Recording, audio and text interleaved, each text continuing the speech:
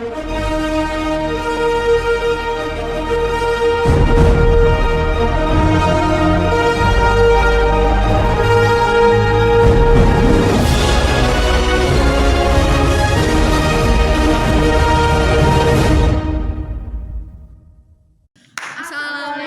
warahmatullahi wabarakatuh. Kami dari kelompok 5. Pada kegiatan kali ini kami tengah melakukan kegiatan berupa video dokumenter.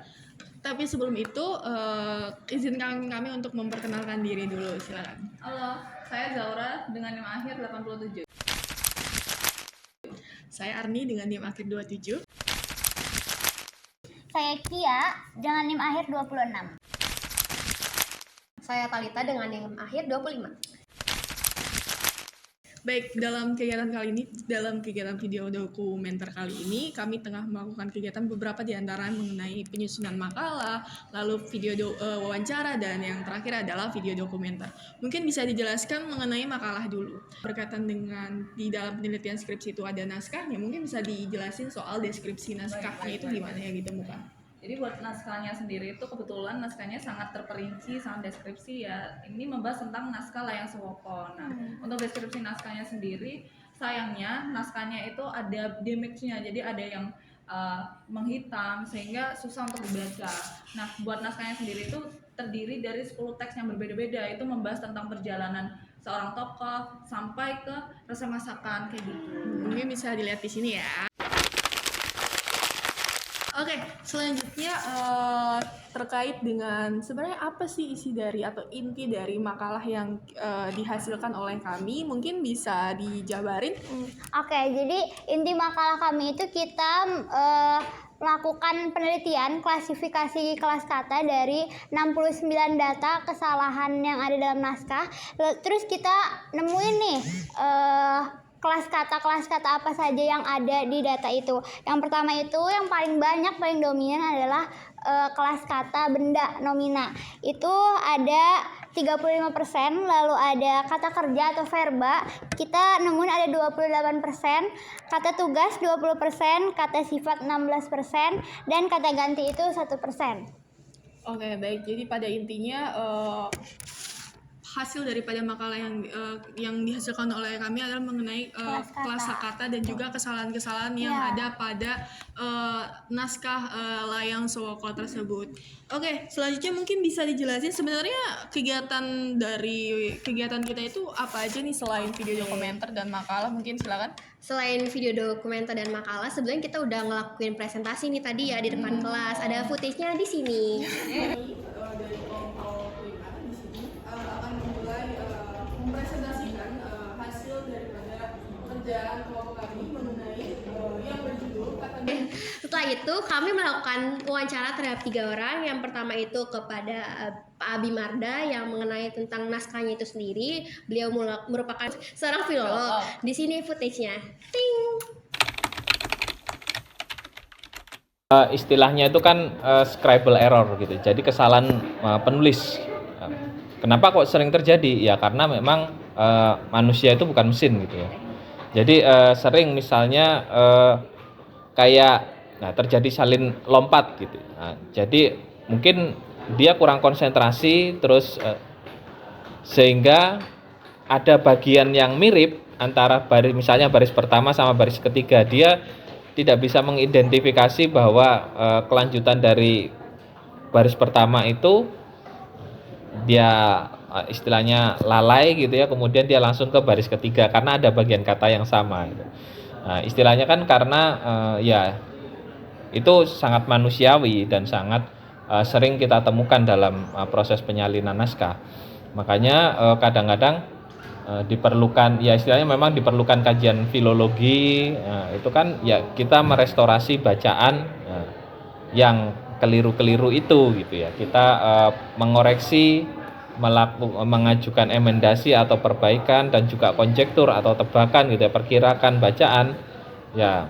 Itu memang untuk memperbaiki agar teksnya itu bisa dibaca oleh publik gitu ya, biar teksnya itu bisa dipahami maksudnya dan sebagainya, karena ya seperti itu. Terus juga lakuna dan sebagainya itu kan selain karena ada faktor dari penyalinnya, juga mungkin ada faktor dari naskahnya itu sendiri gitu ya. Naskahnya itu sendiri misalnya ada kerusakan fisik gitu ya.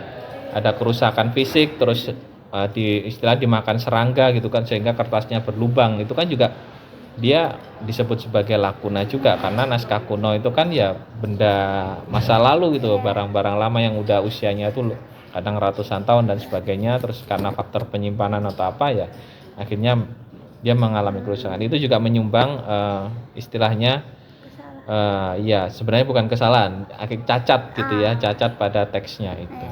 Banyak hal, banyak faktor sebenarnya, dan itu makanya ada ilmu filologi itu juga ya, seperti itu, dia memperbaiki bacaan di teks yang mengalami kesalahan salin, kerusakan atau seperti apa ya, itulah. Ya istilahnya kan kalau ada misalnya kesalahan tulis atau kerusakan naskah, berarti kan ada informasi yang ya terhapus atau hilang dan sebagainya. Itu memang menjadi risiko-risiko yang perlu kita hadapi gitu ya.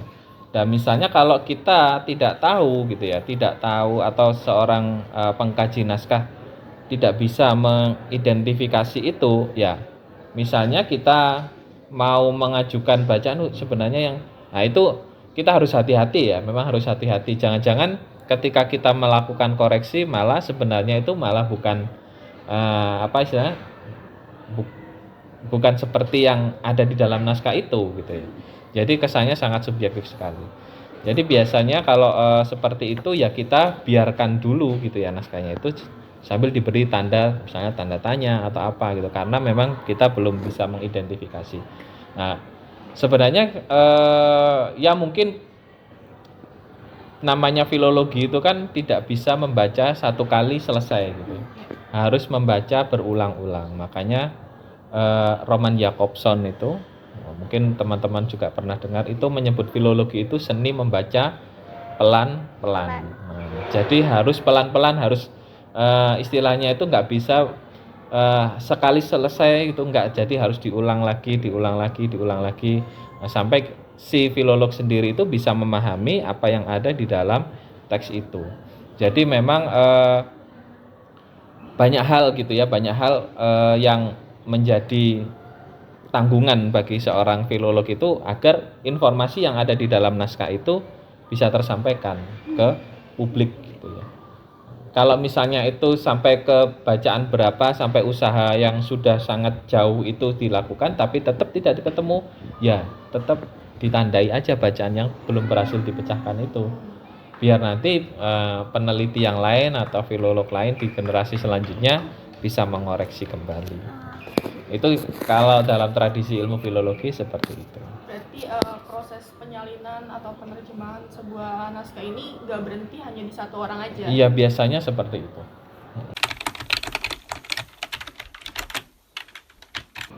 Banyak sekali gitu ya, banyak sekali kasus gitu. Misalnya ada yang disebut sebagai sastra jendra gitu ya, sastra yang dipakai sama teman-teman karawitan pakar sajen paguyuban karawitan sastra jendra.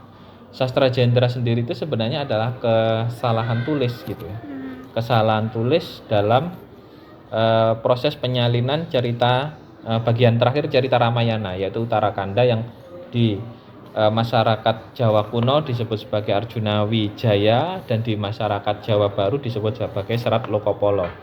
Nah itu ada salah satu terminologi yaitu sastra jendra gitu ya. Sastra jendra itu setelah dilacak sumber-sumber yang awal kok ternyata nggak ada. Itu kan sebenarnya adalah sang stri hajeng atau perempuan cantik sebenarnya. Kalau dalam konteks konteks kalimatnya, konteks adegannya itu sebenarnya dimaksud adalah sang stri hajeng, tapi ada pada masa tertentu, pada daerah tertentu ada sebutan sastra hajeng gitu, artinya sastra yang bagus, sastra yang indah gitu. Nah, bukan sang stri atau perempuan, sang stri, sang itu dia, sang stri itu perempuan gitu ya, perempuan. Nah terus kemudian itu diwarisi secara turun-temurun oleh orang Jawa gitu. Sehingga muncul sastra jendra gitu. Sastra jendra itu adalah ya sastra jendra itu asalnya dari sastra ajeng atau sastra bagus. Jendra itu adalah harja dan indra, itu artinya juga bagus gitu ya. Nah, itu kemudian diwarisi secara turun-temurun dan orang-orang meyakini bahwa itu adalah ilmu rahasia, ilmu yang esoteris, sastra yang punya nilai tinggi, padahal sebenarnya itu muncul dari kesalahan salin. Tapi itu kemudian orang memaknai secara baru gitu kan. Banyak hal sebenarnya, banyak kasus yang mungkin bisa kita temukan yang seperti itu. Ini kalau kasus sastra jendra ini sudah pernah dibahas cukup lama gitu ya oleh Pak Supomo. Itu orang Jawa yang dulu pernah jadi dosen di Australian National University, beliau ahli Jawa kuno dan beliau mengoreksi bacaan itu, ternyata itu bukan sastra jendra gitu, sastra hajeng, tapi sangstri hajeng atau perempuan cantik gitu ya. Itu. Lalu selanjutnya itu kami melakukan wawancara kepada dua mahasiswa dengan peminatan yang berbeda. Yang pertama itu adalah kepada kakak dengan peminatan linguistik dan satunya itu dengan kakak peminatan filologi. Di sini putih.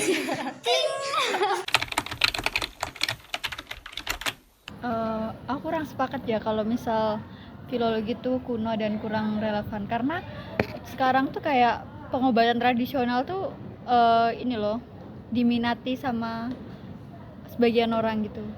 Dan pengobatan tradisional sendiri tuh sebenarnya kayak di zaman dulu tuh sudah ada. Kayak misal ada naskah jampi-jampi gitu. Nah, serat atau naskah saya lupa, kayak warna-warni itu kayak di situ tuh memuat tentang pengobatan gitu. Kayak misal anak demam umur berapa sampai berapa, ramuannya apa aja kayak gitu. Jadi kayak aku kurang sepakat sih kalau misal ada orang yang bilang filologi itu kuno dan kurang relevan di masa sekarang. Karena menurutku malah apa ya? Menurutku belajar di filologi itu kayak kita menemukan sesuatu hal yang baru gitu. Kayak itu udah hilang lama terus ditemukan kembali gitu. Jadi kayak seru banget sih sebenarnya, seru. Dan ya itu kita tuh kayak misal kalau ada orang yang minat di arsitektur gitu. Nah, itu kayak ada naskah yang bahas mengenai arsitektur. Dan itu pernah dibahas gitu. Terus diterapin ke gaya arsitektur sekarang kayak gitu. Terus misal di Serat Centini. Di situ juga ada kayak misal resep-resep makanan kayak gitu. Makanan-makanan yang ada di zaman dulu ditulis terus ditemukan kembali dan itu bisa dikembangkan gitu. Kalau teman-teman nanti mendalami filologi pasti ada kayak apa ya? Di kulinernya gitu. Di kuliner misal makanan A itu awalnya biasa aja. Terus karena perkembangan zaman, makanan A itu ada variannya gitu, ada varian rasanya gitu. Jadi jujur kurang sepakat kalau misal ada orang yang bilang seperti itu. Kalau dari naskah-naskah seperti itu sebenarnya banyak juga ya jenisnya. Dan itu juga menurutku orang yang menekung ini di bidang itu juga kayak pasti bakal ngebahas gitu loh, Jadi itu bukan ilmu yang kuno dan ketinggalan tuh enggak sebenarnya, malah kita tuh kayak mengembangkan gitu. Menurut aku pribadi itu relatif mudah ya, tergantung dari objek penelitian yang mau kita ambil itu apa dan cara menganalisisnya itu bagaimana. Terus itu bisa juga lebih kompleks lagi. Kompleksnya mungkin lebih ke dari objeknya itu seberapa banyak yang mungkin data bahasanya akan lebih ke banyak lihat kamus yang ada akar katanya sih, maknanya itu yang sekiranya sama gitu. Oke, itu kegiatan yang kami lakukan mengenai dengan video dokumenter ini. Tentu saja banyak hal-hal yang ditemukan untuk kami sendiri berkaitan dengan naskah. pada intinya seperti apa yang dijelaskan oleh Pak Adi, penyalinan atau penyuntingan ataupun terjemahan teks dalam sebuah naskah ini tidak hanya bisa dilakukan dalam satu kali, teman-teman. Perlu dilakukan berulang-ulang kali untuk mungkin menemukan siapa tahu dalam penelitian sebelumnya terdapat kekurangan tersebut. Jadi antara peneliti satu dengan peneliti yang lainnya ini saling melengkapi seperti itu. Mungkin sekian dari kami. Terima kasih telah menyimak video dokumenter ini. Terima kasih. Terima kasih. Bye. Like, comment, subrek.